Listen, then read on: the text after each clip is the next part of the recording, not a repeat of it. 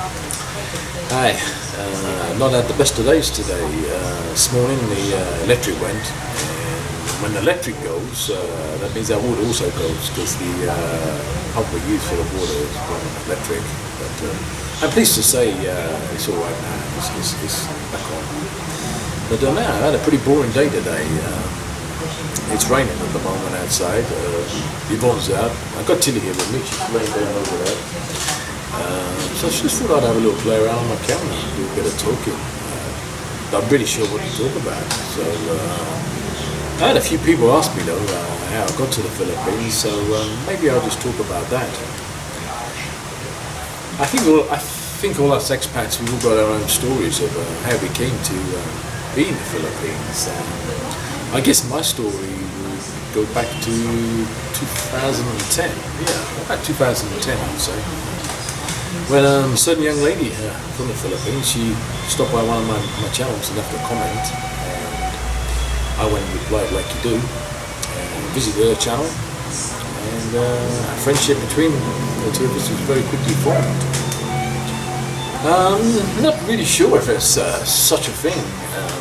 If there's such a thing as an online chemistry people can have, but if there is such a thing as an online chemistry, then me and Yvonne certainly had it because we got on so well straight away. But this friendship, it went on for about, probably about 2 years, I think, about 2 years.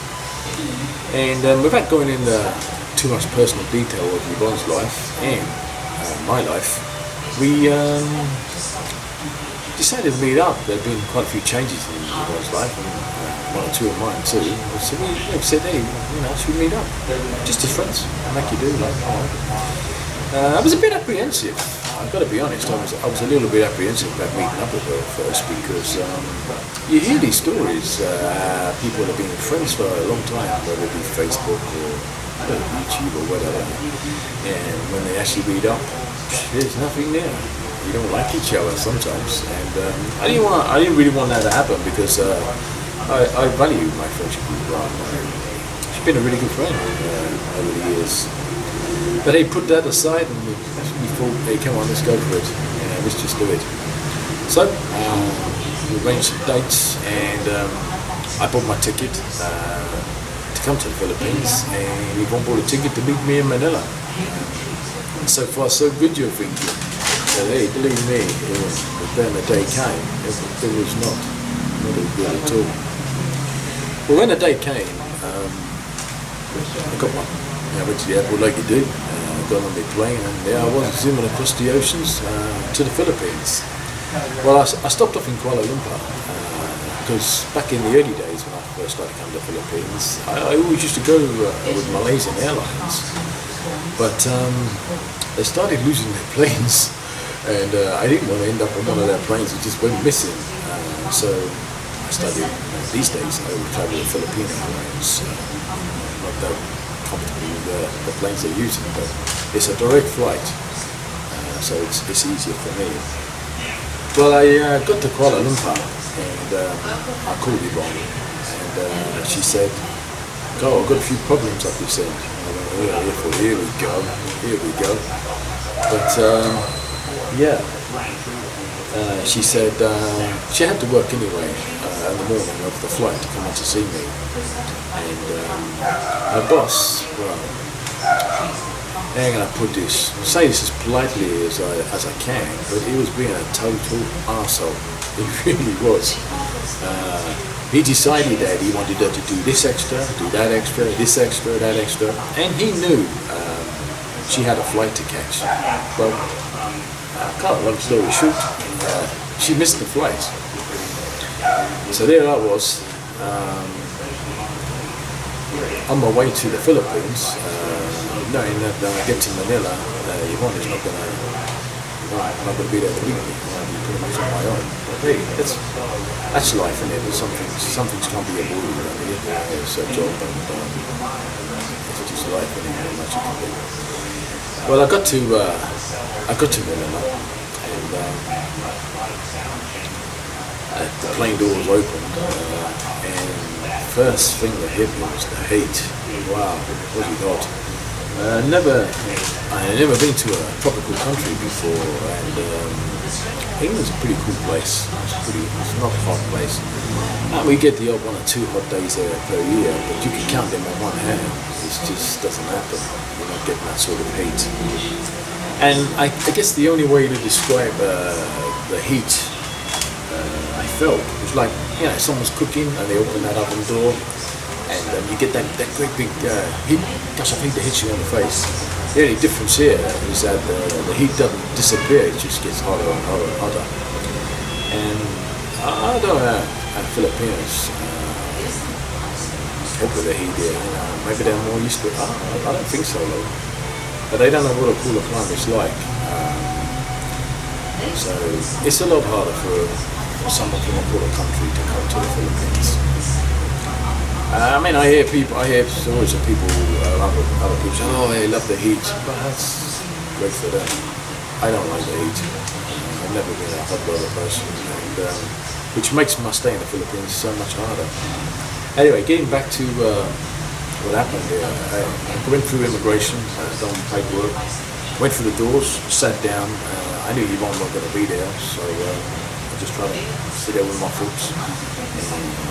Keep myself calm as I can and just wait for her. 4 hours went by. 4 hours, and it's felt like you got to realise I just come up with 17-hour flights, and then I got another 4 hours waiting for her to come. Well, she called and she said she'd landed in Manila and she was already on the shuttle bus to my terminal where I was. And it's great. She called me again a few minutes later and she said, Carl, I'm at the terminal, where are you? I said, I'm at the terminal. I'm just sitting there, I've not moved. I've just come through the immigration part and just sat down. She said, but you're not here. I said, well, I am here. This is quite obvious. She's in a different place from where I am.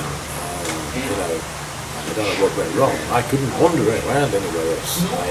I just got off the plane, went through immigration, and went out in the first door there, and just sat down. I just sat down inside the airport. But she kept calling me. Carl, I'm going to go and have another look, she said. I'll bring you back. And this went on and on and on. And another 2 hours. 2 hours. They just keep calling me and just saying, go, where are you? Where are you? And I'll be honest, I started to get a bit stressed. And yeah, you know what's coming now, didn't you? My phone started bleeping. Please insert your charger. I couldn't do that. There was nowhere to plug it in, and I didn't have an adapter. I've got a UK plug on the end of my charger. I started getting a little bit stressed. I think, this is not going to happen, is it? What am I going to do with myself? I've got 11 days before I go back. About another 11 days before I go back. That's Tilly in the background. She's trying to do some sort of singing. Anyway, it's different.